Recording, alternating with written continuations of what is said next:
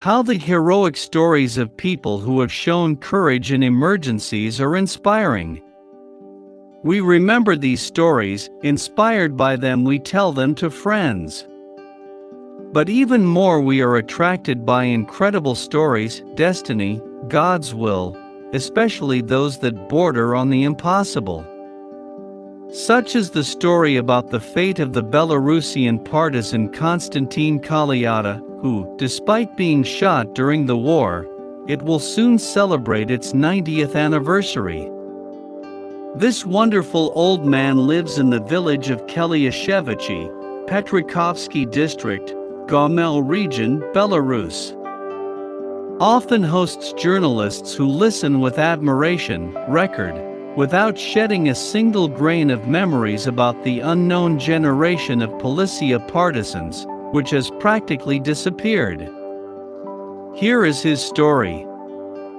Konstantin Mihailovich was born on the day of the death of the leader of all times and peoples Vladimir Ilyich Lenin, January 21, 1924. He is almost the same age as the Soviet Union, survived all the numerous general secretaries, from Stalin to Gorbachev. Sometimes he jokes that living under Lukashenko, with his service to the people, he will die. Kolyada's family was very poor, almost on the brink of survival. The father died very young, having caught a cold. The mother had 7 children left in her arms. It was necessary to somehow live, feed the children, learn them, dress them, warm them. Naturally, as a boy, Konstantin went to work at a factory where he worked as a cattleman. Received some money. At the age of 16, he went to Minsk to work at the plant too, but it would be more correct to call it was sent, since it was 1940, and no one expressed any particular desire to leave their home side. Remembering the pre-war Minsk, Konstantin Mihailovich notes that then he was not the same as now, then it was beautiful, elegant, in a word, the capital. They worked in a new place regularly, above the norm. After all, youth is youth, enthusiasm, optimism, hopes. We lived in factory dugouts, hostels. So their first winter passed, and suddenly there was a war. At first, no one was particularly worried, there was no panic. Where would she be from? Who knew then what war was?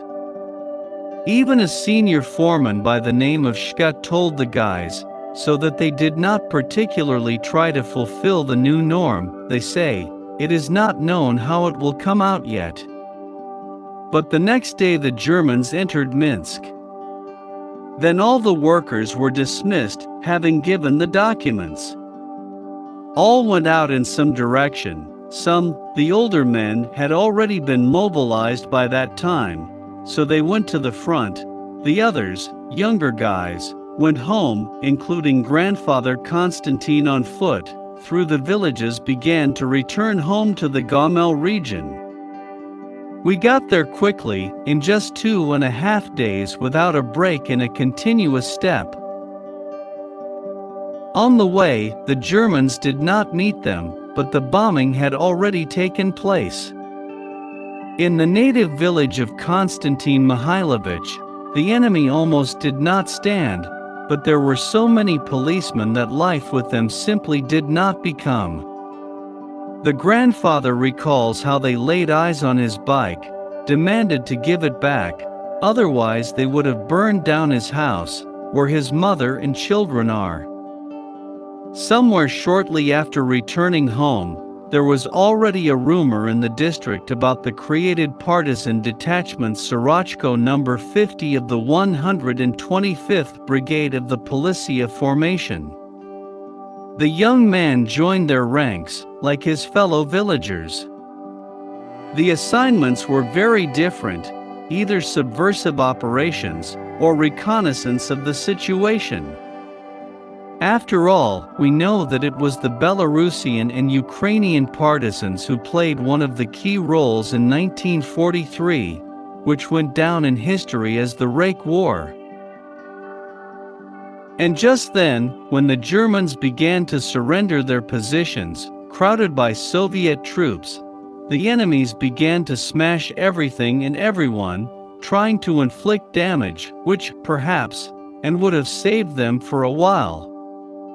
Konstantin Kolyada also fell under the distribution. It was like this.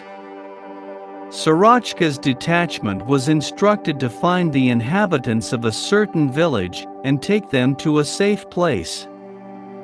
For this assignment, volunteers were assigned for reconnaissance. Those, having coped with their task perfectly well closer to the night, passed on the fate of people along with the subsequent task to protect people to Konstantin Mihailovich. Since he was local, he knew the territory better. He decided to spend the night on the spot, and in the morning he got up and went to have a snack in front of the path. But when he returned to the camp, he saw that the Germans on horseback surrounded his charges. One of the boys got scared and began to run away. The Germans stopped him with a machine gun burst. They led them all like a herd, no one knows where. Then, after a while, they stopped. The elders in rank drove up. One of those bosses pointed a finger at Kolyada and called to him, searched and, finding nothing, let go. They say, free go. Seconds later could become fatal for the grandfather. The German took out a pistol and fired. Everyone thought that the poor man had died, but, after lying in the snow for a long time, in a pool of blood, Grandfather Kostya woke up. After trying to see if he could walk, he got to his feet and, finding a stick, slowly walked to the side, where people were supposed to be. Soon he was noticed by the grandmother, who bandaged him and went out. The conclusion of the doctors was as follows: the bullet went through the head and out through the nose. This is truly an amazing case in medicine. The surviving Kolyada became an object of study and admiration. The subsequent life of the hero was ordinary. The guy was not taken into the army, since his disability, received after that incident, did not give such an opportunity. Although Konstantin Mihailovich still does not understand why this is so, after all, he did not observe any consequences and his eyesight was still amazing. Instead of the army, I went to a driving school to study as a driver, became a professional in his field, and retained his love for cars until old age. He has his own steel horse of the Oka brand, to which his wife is sometimes jealous, arguing jokingly that the grandfather pays more attention to the car than to her. The old man values rights and the fact that he managed to keep his favorite on the go. In general, he has always been a conscientious and responsible employee. He was a foreman, and he collected taxes, and served as an inspector. He was also a labor teacher at school, held a managerial position at a state farm, knew the craft of an agronomist.